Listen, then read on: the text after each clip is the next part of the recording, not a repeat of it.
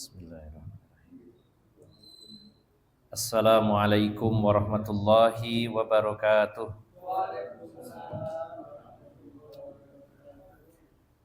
Alhamdulillahilladzi arsala rasulahu bil huda wa dinil haq liyuzhirahu 'alad dini kullihi wa kafa billahi syahida. Asyhadu an la ilaha illallah wahdahu la syarikalah wa asyhadu anna Muhammadan 'abduhu wa rasuluhu la nabiyya ba'dah. Allahumma salli wa sallim wa barik ala nabiyyina Muhammadin wa ala alihi wa sahbihi ajma'in. Ya ayyuhallazina amanu taqullaha haqqa tuqatih wa la tamutunna illa wa antum muslimun, amma ba'd. Para alim ulama, para ustadz, para sepuh yang senantiasa saya hormati, bapak-bapak dan ibu-ibu jamaah sekalian yang dimuliakan Allah Subhanahu wa taala. Alhamdulillah, pada malam hari ini kita bersama-sama berkumpul untuk melanjutkan amalan soleh kita yang biasa dan rutin kita laksanakan. Walaupun tidak lama, namun mudah-mudahan amalan yang mungkin tidak membutuhkan waktu yang lama dan sederhana ini mudah-mudahan sebagai bentuk perbuatan istiqomah kita di jalan Allah Subhanahu wa taala. Jadi kita tidak boleh meremehkan amalan-amalan yang kecil namun rutin kita laksanakan. Karena justru itulah amalan yang dicintai oleh Allah Subhanahu wa taala, bahkan yang lebih dicintai oleh Allah Subhanahu wa taala. Sebagaimana Rasulullah telah menyatakan bahwa ini di dalam hadis yang diriwayatkan Imam Muslim, bahwasanya Allah Subhanahu wa taala itu tidak pernah bosan dengan amal-amal kita. Innallaha la yamallu hatta tamal.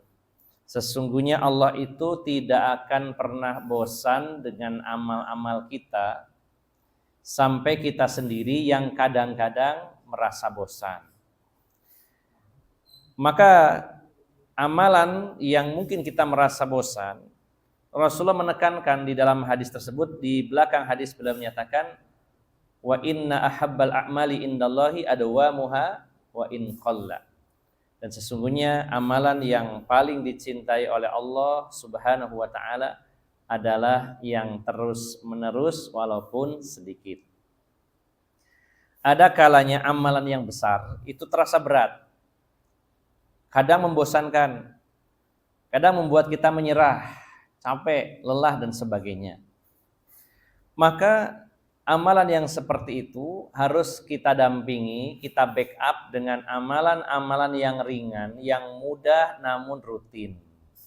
Nah, jika bapak-bapak, ibu-ibu punya amalan yang besar, yang lebih berat dalam masalah ilmu contohnya, Bapak Ibu belajar secara intensif sebuah kitab atau mungkin mempelajari salah satu bidang agama atau salah satu bidang pelajaran yang ada dalam agama ini. Misalkan belajar fokus bahasa Arab membutuhkan waktu 3 jam dalam satu kali pelajaran. Atau ingin mengkaji secara mendetail tafsir misalkan. Atau mungkin mustalahul hadis atau yang lain-lainnya. Nah, ini ada saatnya di mana kita belajar cukup lama, mendalam, mungkin butuh waktu yang lebih banyak. Nah, maka imbangi, karena yang amalan tersebut biasanya tidak mudah untuk bisa istiqomah terus begitu. Maka dalam bidang keilmuan kita dampingi, kita backup, ya, kita perkuat dengan amalan-amalan yang ringan, ngaji-ngaji yang ringan seperti ini.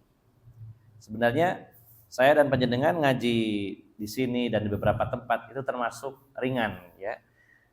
Ada yang sifatnya hanya kultum setelah sholat subuh misalkan, walaupun faktanya tidak 7 menit ya, kuliah 7 menit kultum, tapi faktanya kuliah 17 menit bahkan lebih. Nah ini amalan yang ringan tapi rutin. Ini kita kombinasikan. Saya, Bapak Ibu sekalian, punya amalan yang mungkin besar, berat, tapi tidak selalu terus-menerus dilakukan. Imbangi dengan amalan yang kecil tapi terus-menerus. Apa saja kita cari, apakah itu berbentuk zikir, membaca buku, membaca kitab, mendengarkan ceramah di YouTube yang pendek misalkan. Apa saja kita cari di samping amalan-amalan yang berat dan besar. Kita tambahkan lagi dengan amalan-amalan yang ringan dan mudah dilakukan tapi dengan catatan rutin, yaitu terus-menerus. Kajian setelah maghrib sampai isya ini termasuk ringan. Semoga Bapak Ibu dan saya semuanya diberikan keistiqomahan dalam kajian-kajian yang ringan setelah maghrib sampai isya di beberapa masjid yang ada di sekitar kita. Pada pertemuan malam hari ini saya membawa sebuah kitab, mungkin pernah dengar dan bahkan sedang dikaji mungkin di tempat lain. Kitab, namun yang saya punya ini kitab syarah ya. Ada kitab dengan judul Shahihul Adabil Mufrad. Shahihul Adabil Mufrad. Yang ditulis oleh Imam Bukhari. Dan saya punya versi syarahnya gitu ya. Jadi yang Shahihul Adabil Mufrad yang tanpa syarah itu cuma 1 jilid dan tipis. Dan syarahnya di rumah saya ada 3 jilid sebesar setebal ini ya. Jadi lebih luas penjabarannya tentang hadis-hadis yang ditulis oleh Imam Bukhari dalam kitabnya Shahihul Adabil Mufrad. Yaitu hadis-hadis tentang adab dan akhlak. Jadi kita kombinasikan pelajaran tentang akidah, pelajaran tentang cara-cara ibadah, dan jangan lupa juga tentang hukum-hukum muamalah agar kita bisa membedakan mana yang halal, mana yang haram, mana yang termasuk maghrib, maisir, goror, riba, ya, di antaranya itu. Dan juga tidak lupa kita belajar tentang adab dan akhlak. Kalau kita fokus belajar akidah, khususnya masalah tauhid, tanpa dibarengi dengan adab dan akhlak, maka bisa jadi kita memang menjadi orang-orang yang bagus akidahnya tapi kurang dalam akhlaknya. Sementara dulu para ulama mereka lebih mendahulukan memperdalam tentang adab dan akhlak. Bahkan di antara mereka ada yang sampai 30 tahun belajar tentang adab dan akhlak sebelum mempelajari yang khusus. Jadi gambarannya gini Bapak Ibu jamaah sekalian, ini sebuah format dalam belajar agama. Yang pertama, kita dahulukan yang bernama ilmun daruriyun, ilmu daruri. Ilmu daruri, ilmu yang darurat, artinya betul-betul harus didahulukan karena mau dipakai ilmu itu. Ilmu yang benar-benar harus kita pakai. Contohnya ilmu tentang tata cara sholat, ini tidak bisa ditunda Bapak. Karena setiap hari kita harus sholat. Ilmu tentang bersuci, berwudu, mandi janabat, ini harus betul-betul dikuasai karena ini digunakan tiap hari. Ya. Beda dengan manasik haji, belum tentu kita tahun ini, tahun depan ya, walaupun belajar monggo silakan. Tapi ini tidak termasuk yang doruri, karena biasanya orang mau ibadah haji, barulah melakukan latihan manasik haji, tidak masalah. Bukan berarti tidak boleh, artinya kalau belajar tentang ilmu haji, bapak-bapak belajar, bagus, dapat pahala insya Allah, walaupun tidak berangkat haji.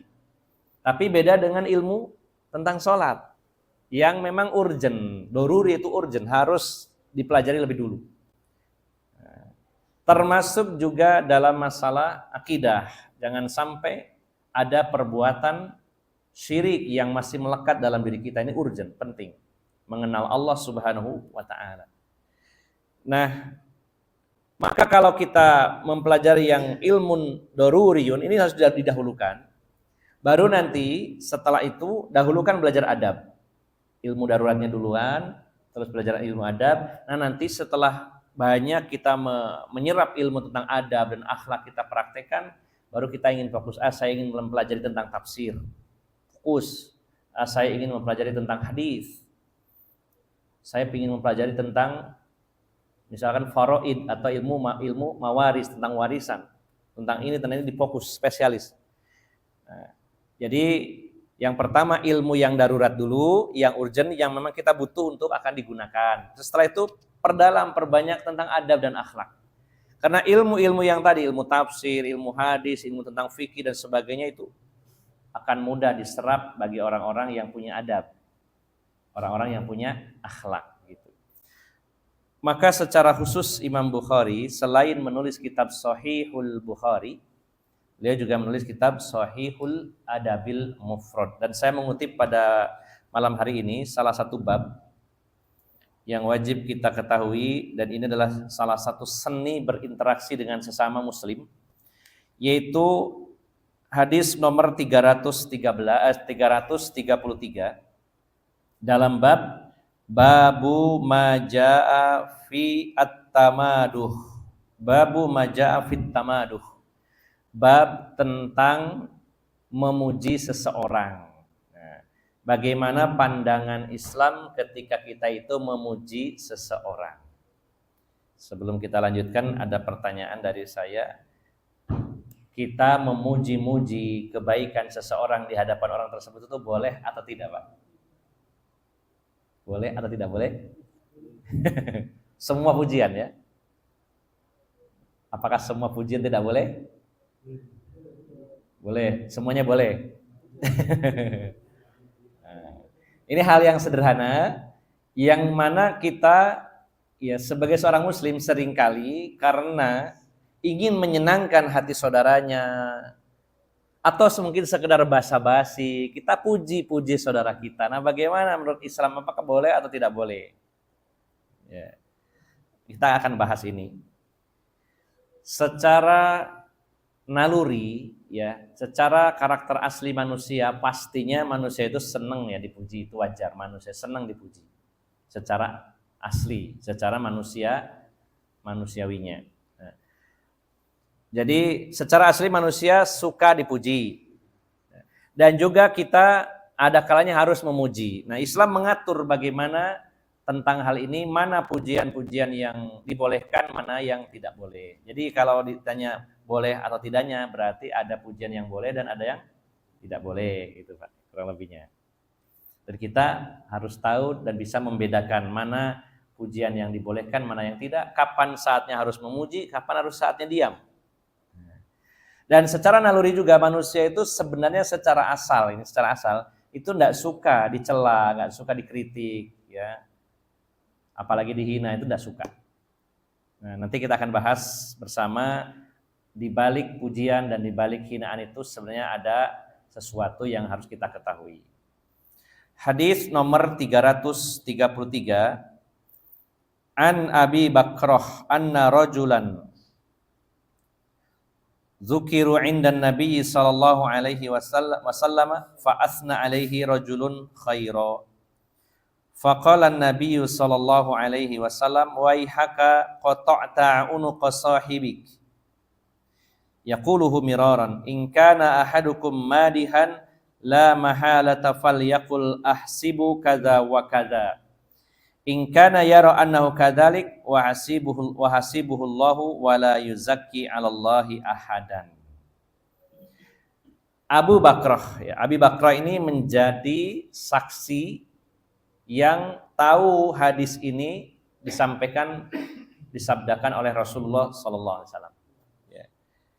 Jadi dalam ilmu hadis ini disebut akhirus sanad. Di Imam Bukhari mendapat hadis dari si A dari B, dari C, dari D, dari E, kemudian dari sahabat. Nah, sahabat ini disebutnya akhir sanad. Awalnya adalah yang bertemu dengan Imam Bukhari. Ini dalam ilmu mustalahul hadis. Jadi orang yang menyampaikan hadis kepada tabi'in, generasi setelahnya, atau kepada sahabat yang lain, dan dan orang ini yang mendengar langsung dari Rasulullah dan menyaksikannya adalah Abu Bakrah ini. Kata Abu Bakrah bahwasanya ada seorang laki-laki yang disebut-sebut ya di hadapan Nabi SAW. Kemudian ada seorang laki-laki memuji laki-laki tersebut dengan pujian-pujian yang baik. Ada Rasulullah, kemudian ada seseorang yang disebutkan kebaikan-kebaikannya. Wah, orang ini ya Rasulullah, orangnya pintar, orangnya soleh, orangnya baik. Itu di hadapan Rasulullah SAW. Ya. Jadi ada yang memuji dan ada yang dipuji, dan itu disampaikan di hadapan Rasulullah SAW. Yang memuji seseorang, orangnya juga ada di situ. Kan kita memuji seseorang itu ada dua kemungkinan. Kita puji di depan orangnya, atau kita puji dia, dianya nggak tahu. Misalkan saya memuji Mas Bakhtiar. Mas Bakhtiar sampean ku ganteng. Bojone siji, Mas bojone siji ya. Wis siji ae Mas, misalnya sampean ganteng tapi gak apa-apa siji ae. Misalkan. Nah, ini namanya memuji, ada orangnya. Atau Mas Bakhtiar nggak ada, saya ngomong ke Pak Win, Mas Bakhtiar lo ganteng ya, soleh, misalkan begitu. Ya, ada dua kemungkinan. Nah, yang terjadi ini adalah memuji orang dan orang yang dipujinya ada di situ dan itu didengar oleh Rasulullah SAW. Maka Rasulullah bersabda, celaka engkau, binasa engkau. Ini sebuah teguran, artinya nggak boleh begitu ya. Celaka engkau telah memotong leher saudaramu. Engkau telah memotong leher saudaramu dengan pujian. Yang ditegur Rasulullah adalah yang memuji, bukan yang dipuji ya. Ketika ada seseorang memuji saudaranya, maka Rasulullah menegurnya kepada orang yang memuji, kamu telah memotong leher saudaramu. Ya. Dan itu diulang-ulang beberapa kali oleh Rasulullah. Mas, sampean sudah memotong leher saudaramu tanpa terasa. Orang yang kamu puji, sebenarnya kamu sedang memotong lehernya. Maka Rasulullah melanjutkan, in kana ahadukum madihan la mahalata falyakul ahsibu kadza wa kadza.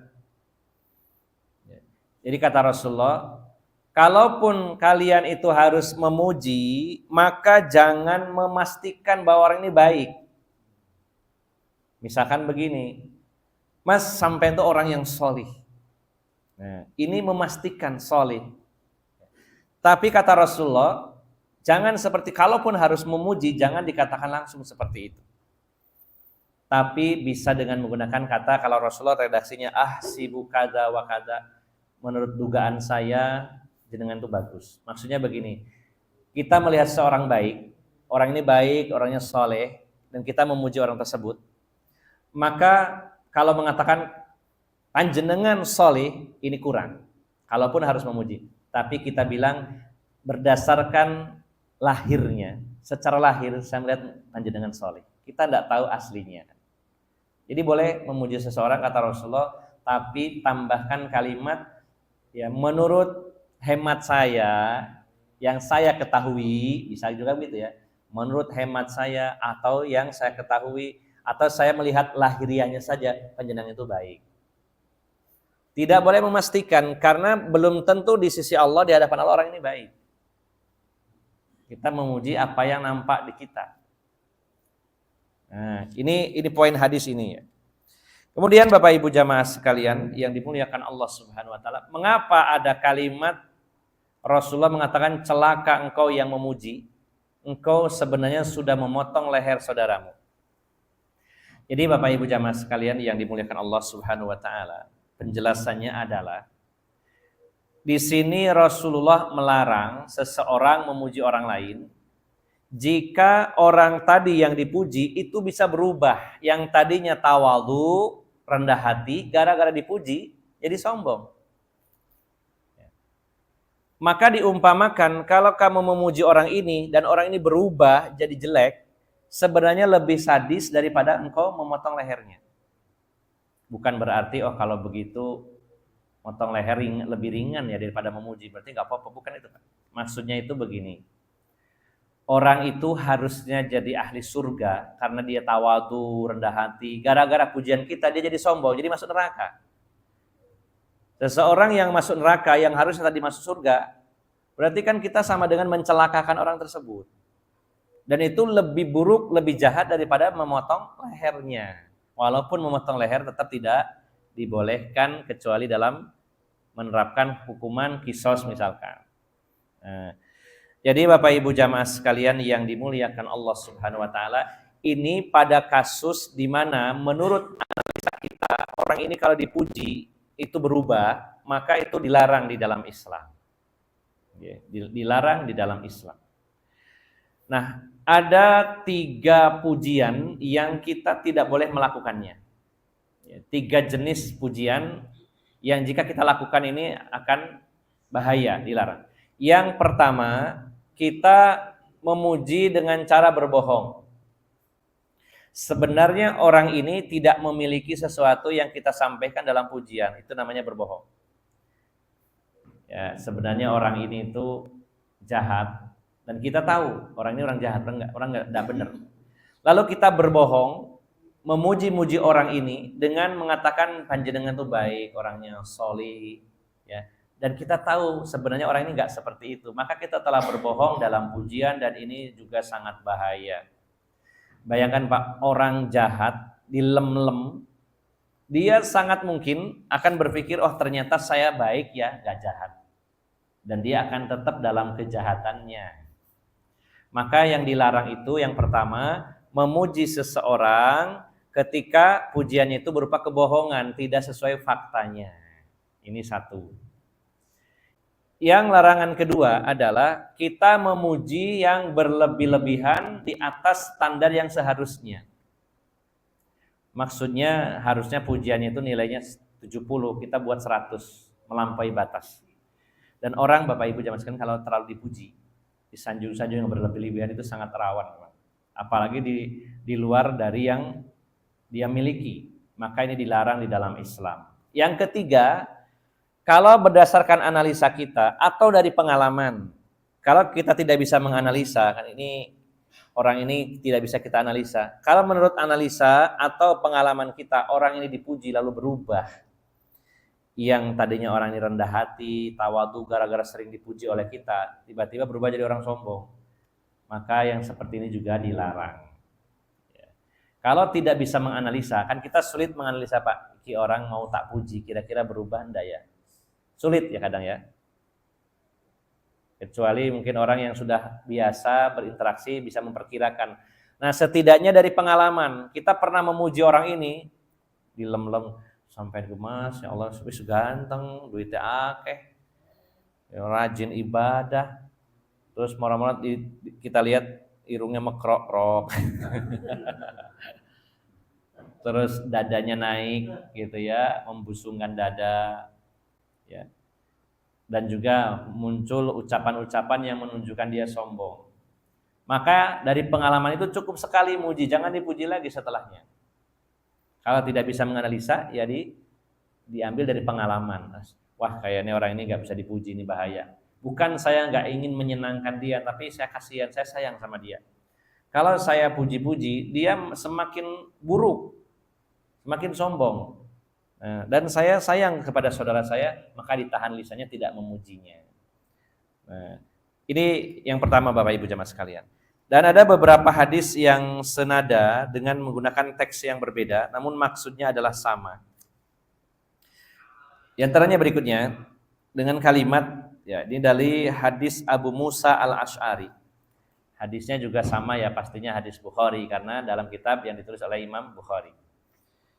An Abi Musa, dari Abu Musa, qala, beliau berkata, sami'a an-nabiyyu sallallahu alaihi wasallam rajulan yusni ala rajulin wa yutrihi faqala an-nabiyyu sallallahu alaihi wasallam ahlaktum aw qata'tum zahrar rajul.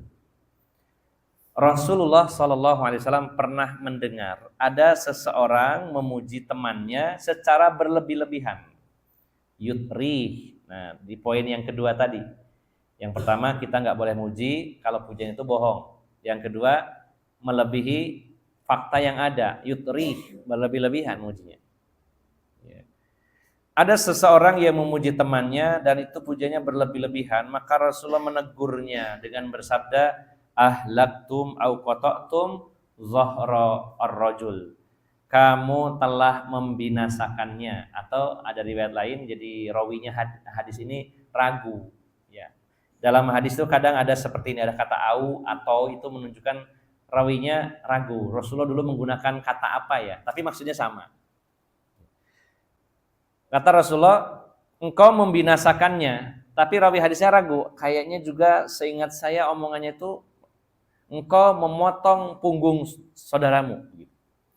Tapi tidak masalah ya, namanya memotong punggung juga sama Pak, maknanya membunuh, membinasakan. Oke.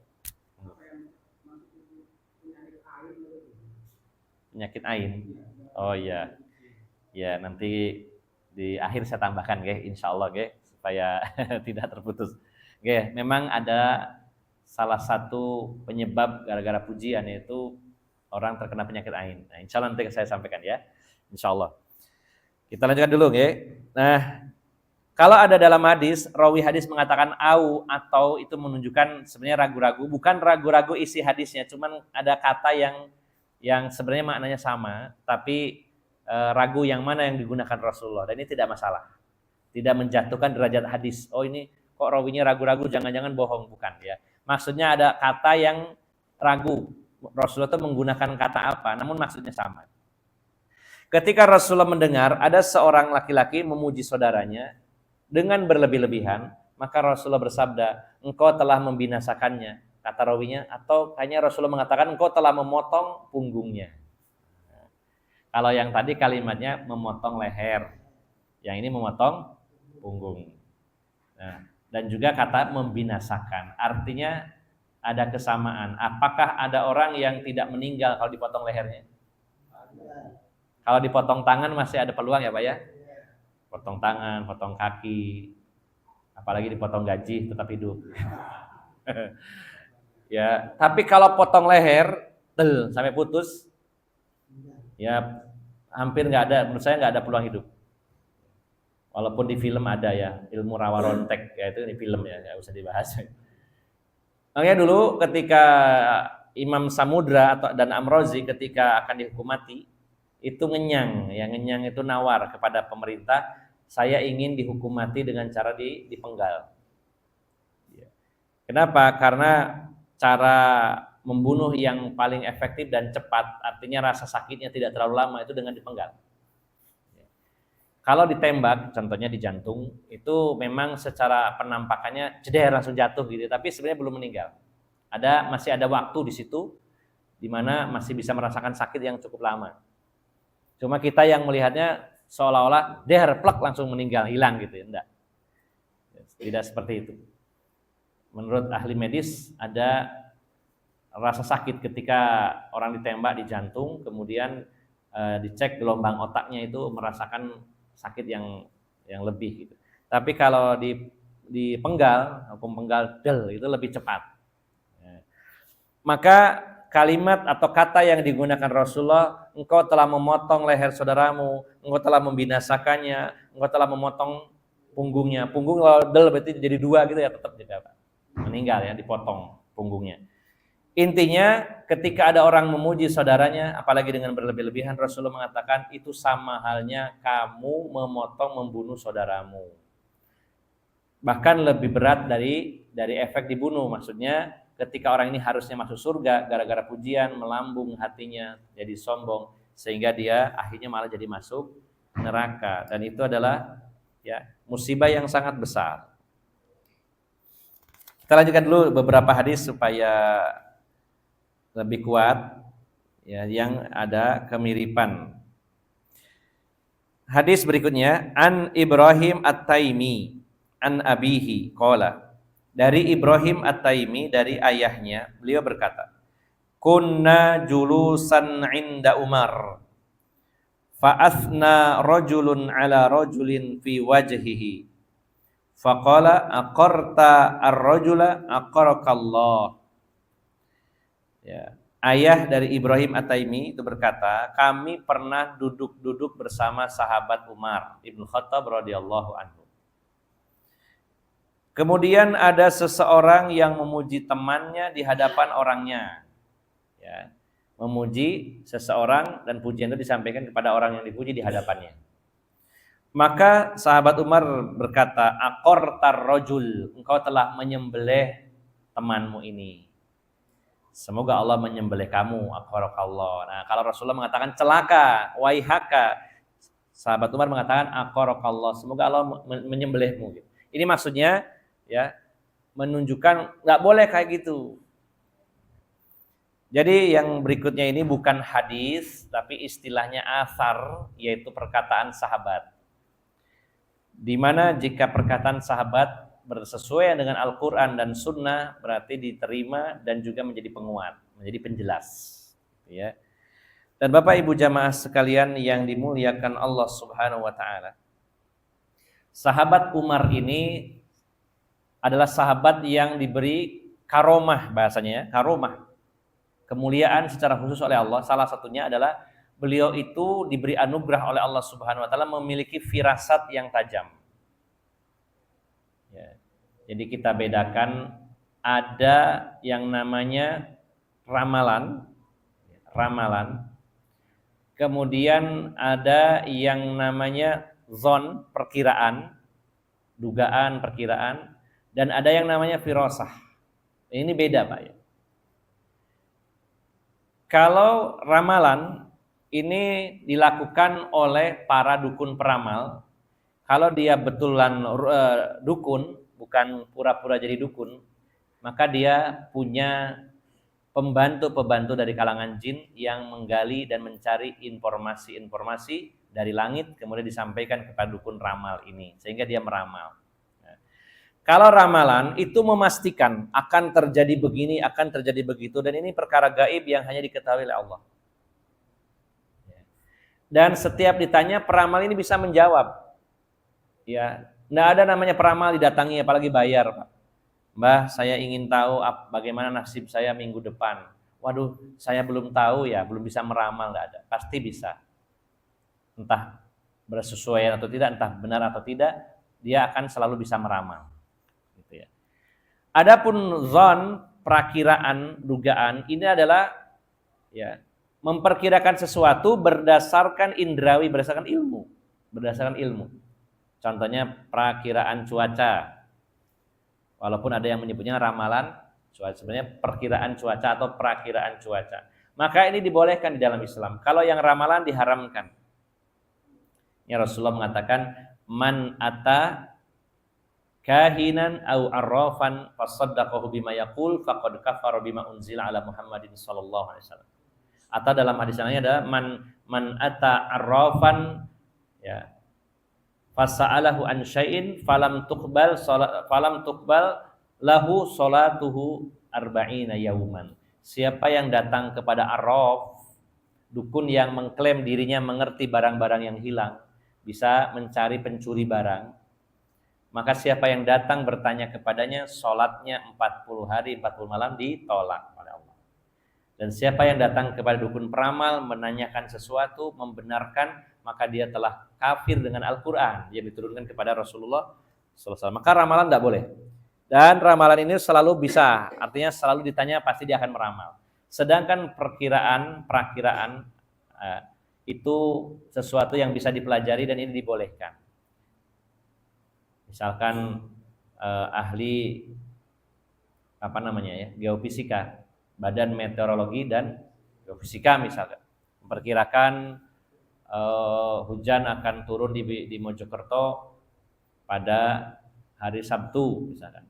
Dihitung karena awannya sekarang awan yang mengandung air hujan di mana, kemudian kecepatan anginnya berapa, kemudian wilayah yang dingin terjadi kondensasi sebelah mana, dihitung. Oh, ternyata perkiranya hujan. Nah, ini boleh karena ada analisa, ada ilmu di situ.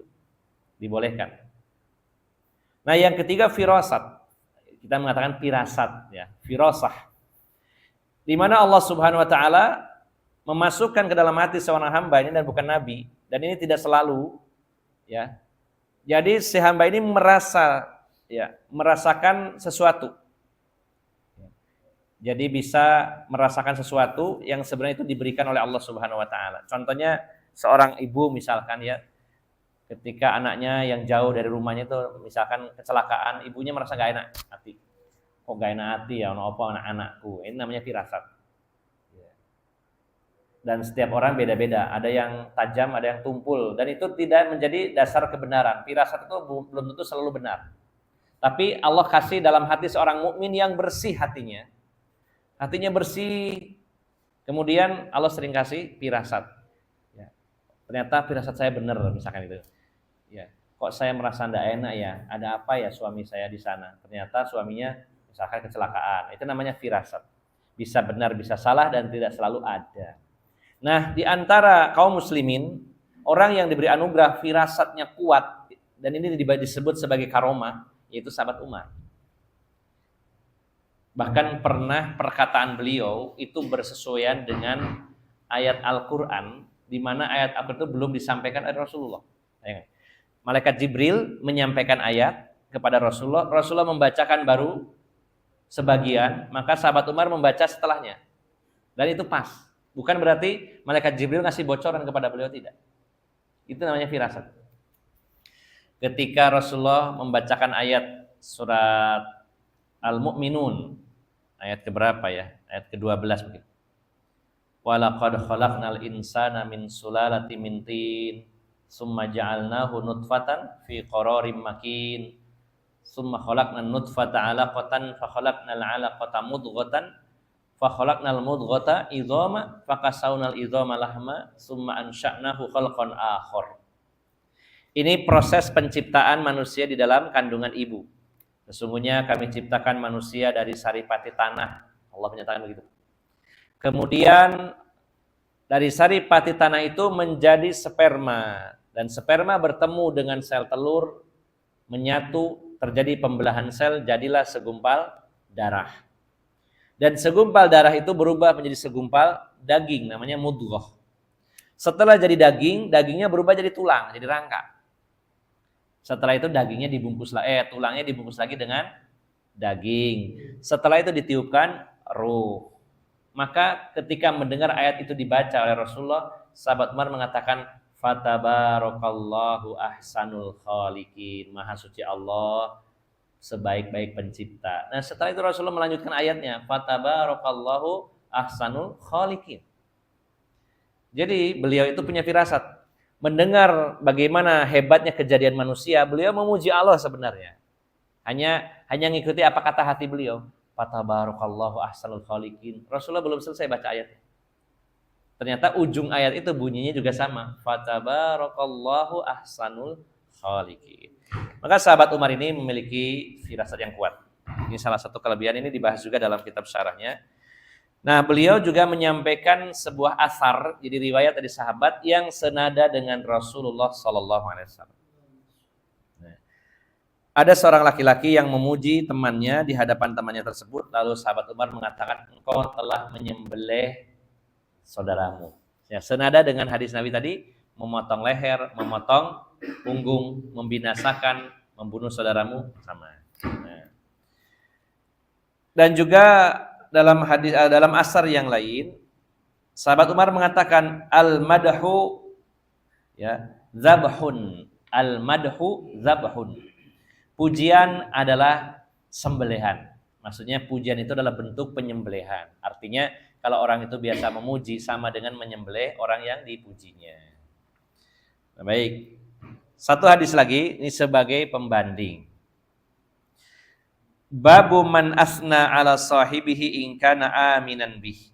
Bab tentang orang yang memuji temannya ya, jika diperkirakan, dianalisa orang ini aman dari kesombongan, dari perubahan sikapnya ke arah yang buruk, aman dari perubahan yang ke arah buruk, gitu ya.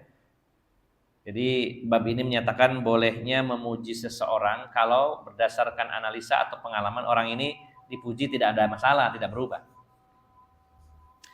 Nah, dari Abu Hurairah,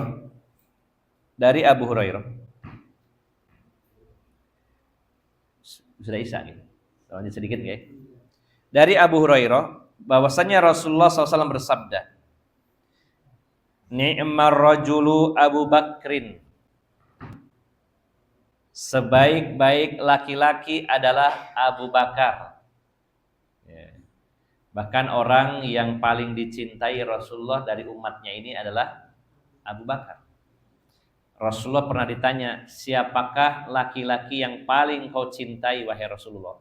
Rasulullah menjawabnya, Abu Bakar. Lalu siapakah wanita yang paling kau cintai wahai Rasulullah? Jawabannya putri Abu Bakar, yaitu Ummul Mukminin Aisyah radhiyallahu anha. Dan juga Rasulullah pernah menyatakan dalam hadis yang lain, seandainya imanku ditimbang dengan iman seluruh manusia, maka imanku lebih berat. Dan seandainya imannya Abu Bakar ditimbang dengan seluruh kaum muslimin, seluruh manusia, selain aku, maka lebih berat imannya Abu Bakar. Kemudian seandainya imannya Umar ditimbang dengan seluruh umat Islam dan dikeluarkan aku dan Abu Bakar, tidak diikut ditimbang, maka lebih berat Umar. Masya Allah. Dan setelah itu Utsman dan Ali. Maka dalam hadis ini Rasulullah memuji-muji Abu Bakar. Ni'mar rajulu Abu Bakrin, sebaik-baik laki-laki adalah Abu Bakar.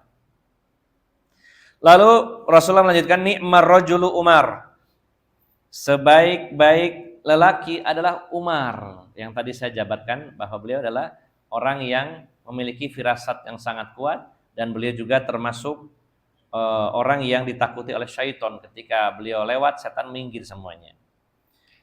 Ya, kalau kita bagaimana Pak? Lewat setannya moro. Ya. Kemudian Rasulullah melanjutkan, ni'mar rajulu Abu Ubaidah. Abu Ubaidah Ibnul Jarrah. Beliau adalah panglima perang di masa Khalifah Umar yang menaklukkan Baitul Maqdis, Palestina. Ya. Ni'mar rajulu Usaid bin Hudhair. Sebaik-baik laki-laki adalah Usaid bin Hudhair. Ini yang pernah menodong Mus'ab bin Umair ketika dakwah di Madinah dengan tombaknya, di mana Rasulullah belum hijrah ke Madinah. Jadi utusan atau dai pertama dalam Islam, mubaligh pertama dalam Islam yang diutus oleh Rasulullah adalah Mus'ab bin Umair, dan pernah ditodong oleh tombak oleh Usaid bin Hudhair. Disuruh berhenti untuk menghentikan kajian. Kalau bahasa kita datang ke pengajian lalu bawa tombak sampai berdarah. Bahasanya gini, Ustadz berhenti ngaji, jangan dilanjutkan, kalau dilanjutkan saya bunuh. Jadi orang dulu itu nggak main demo. Sekarang pengajian di demo. Ini langsung ditodong sama tombak, bahkan ustadznya digores lehernya seret. Dan dengan tenang sekali Mus'ab bin Umair mengatakan, alangkah baiknya Anda duduk dulu, dengarkan pembicaraan saya. Kalau berkenan dan benar, silakan diikuti. Kalau tidak berkenan, saya akan pulang, saya pergi, tidak akan dakwah lagi di sini.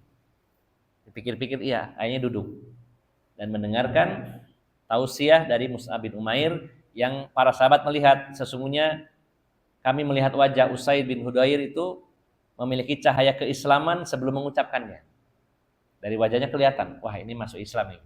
Dan beneran selesai pengajian, Usaid bin Hudhair bertanya kepada Mus'ab bin Umair, apa yang harus dilakukan oleh seseorang yang ingin masuk Islam? Kata Mus'ab, mandi besar, lalu datang ke sini bersyahadat. Nah, ini namanya Usaid bin Hudhair. Kemudian ni'mar rajulu Thabit bin Qais bin Syammas. Sebaik-baik laki-laki adalah Thabit bin Qais bin Syammas. Thabit bin Qais. Ini seorang orator di zaman Rasulullah SAW, ahli khutbah, ahli ceramah. Orang kalau mendengar ceramahnya Thabit bin Qais itu luar biasa, ya, ada pengaruh yang besar. Memang ada orang-orang yang diberi kemampuan berpidato dengan bagus, ya. Orator ulung, misalkan sekelas Bung Karno, Bung Tomo, dan lain-lainnya. Mungkin dari kalangan Islam juga begitu. Dai-dai yang memiliki karisma dan juga ketika berceramah itu sangat menyentuh, sangat menggugah, mempengaruhi orang begitu kuat. Ini sahabat Thabit bin Qais. Kemudian Rasulullah menyatakan, ni'mar rajulu Mu'adz bin Amr bin Jamuh. Sebaik-baik laki-laki adalah Mu'adz bin Amr bin Al-Jamuh. Mu'adz bin Amr bin Al-Jamuh ini adalah orang yang berhasil membunuh Abu Jahal dalam peristiwa perang Badar. Dan yang terakhir Rasulullah memuji ni'mar rajulu Mu'adz ibnu Jabal. Sebaik-baik laki-laki adalah Mu'adz bin Jabal. Beliau adalah dai yang diutus oleh Rasulullah ke negeri Yaman, yang menyampaikan Islam di negeri Yaman. Dan beliau adalah orang yang paling paham tentang halal dan haram. Kemudian terakhir Rasulullah menyatakan wa bi'sar rajul fulanun wa bi'sar rajulu fulan hatta ada sab'atan. Lalu Rasulullah mengatakan seburuk-buruk orang itu si A, seburuk-buruk orang si B, seburuk-buruk orang si C, disebut nama. Sampai disebutkan 7 orang. Nah, poinnya yang kita bisa ambil dari hadis ini, yang pertama, hadis ini apakah bertentangan dengan hadis yang lainnya? Kalau memuji seseorang katanya memotong lehernya. Tapi mengapa Rasulullah justru memuji-muji para sahabat-sahabat tadi? Maka 2 hadis ini dikompromikan, bukan ditolak salah satunya. Tapi maksudnya seperti yang saya sampaikan tadi, bahwa memuji seseorang kalau pujiannya bohong, maka tidak boleh. Kalau pujiannya berlebih-lebihan, tidak boleh. Kalau pujiannya menyebabkan dia berubah menjadi orang yang buruk, dari tawadu menjadi sombong, juga tidak boleh. Tapi kalau menurut perhitungan orang ini dipuji dan tidak ada masalah, maka silahkan dipuji. Karena Abu Bakar juga ketika dipuji, lantas beliau mengatakan bahwasanya kurang lebihnya Abu Bakar intinya ketika dipuji itu mengatakan bahwa sesungguhnya yang kamu sampaikan itu adalah sesuatu yang kamu lihat, dan sesungguhnya apa yang Allah ketahui tidak seperti yang kamu ketahui. Atau bahasa kitanya, apa yang sampean pujikan ke saya itu sebenarnya belum tentu seperti itu. Karena sampean memuji saya, apa yang sampean tahu. Jadi kalau kita dipuji orang, panjenengan tuh kok alim, kok winter ya, maka pilihannya kita bisa memuji Allah. Maha terpuji Allah Subhanahu wa taala. Segala puji milik Allah. Atau bisa mengatakan panjenengan memuji saya itu sebenarnya karena tidak tahu kejelekan saya. Yang nampak di panjenengan saya ini baik, tapi panjenengan tidak tahu keburukan saya. Ya, misalkan begitu. Nah, orang-orang seperti ini, orang-orang yang tawadhu, aman, tidak berubah, tidak menjadi sombong, boleh dipuji. Ya. Dan juga bolehnya menyebutkan kejahatan, keburukan seseorang jika itu membahayakan kaum muslimin. Kalau ada seorang muslim, saudara kita yang dikenal baik, kemudian suatu hari kepergok berbuat salah, kita wajib menutupinya. Misalkan panjenengan tiba-tiba di benteng sana bertemu temannya, kok ambek cewek goncengan, ya. Padahal duduk bojone, aku ngerti bojone duduk iku, duduk anake, duduk mbake, duduk adike. Wah, siapa ya dia? Nah, kalau orang ini orang baik, kemudian dia melakukan kekhilafan, ya, maka kita tutupi dan kita bicara 4 mata, diberi nasihat, tabayun. Panjenengan kemarin sama siapa, Mas? Ojo ngomong-ngomong, ya. Apa meneh bojoku joro, ya. Baru kita nasihati, tidak boleh hukumnya, ini tidak halal dan sebagainya. 4 mata.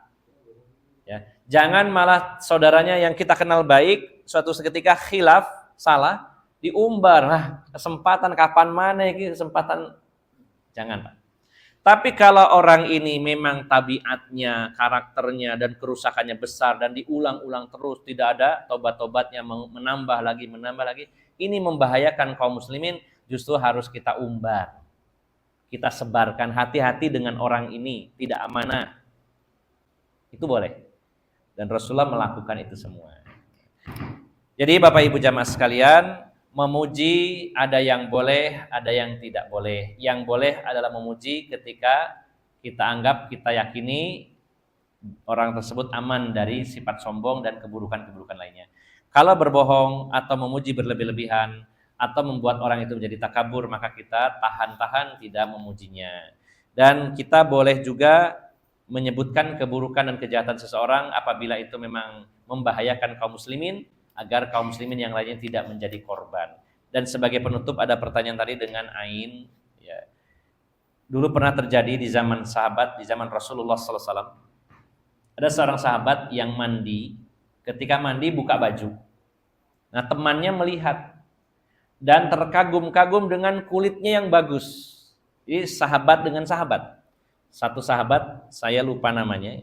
Sahabat ini mau mandi, ya sama laki-laki kan kelihatan bagian atas tidak apa-apa ya, dibuka bajunya. Nah sahabat itu ada satu yang memandang, api, ya kulitnya mulus, bagus bersih gitu. Tiba-tiba lelaki yang buka baju tadi itu langsung pingsan. Dipuji, dipandang oleh pandangan matanya oleh sahabat yang lain, tiba-tiba geblak pingsan. Digotong, dibawa kepada Rasulullah SAW. Ya Rasulullah, orang ini pingsan. Apa yang terjadi? Bagaimana orang bisa pingsan ini? Tadi itu orang ini mau mandi, buka baju, terus temannya itu memandanginya dan memujinya. Api kok, apa kulit sampean, terus tiba-tiba pingsan. Maka Rasulullah memerintahkan orang yang memuji tadi itu berwudu dan air wudunya ditampung, kemudian dibuat mandi orang yang pingsan tadi dan diruqyah. Nah, ini namanya penyakit ain, penyakit akibat pandangan mata. Dan penyakit ain ini tidak melulu yang memandang itu harus orang yang punya sihir, tidak. Siapapun bisa. Dan ini otomatis. Ya, sebuah penyakit gara-gara pandangan mata. Tiba-tiba orang ini sakit. Ternyata kena ain. Maksudnya kena ain bagaimana? Ada orang yang memandangnya, entah itu kagum atau dengan rasa iri, lalu tiba-tiba orang itu sakit. Itu namanya ain, dan itu diobati dengan ruqyah, dengan bacaan ruqyah.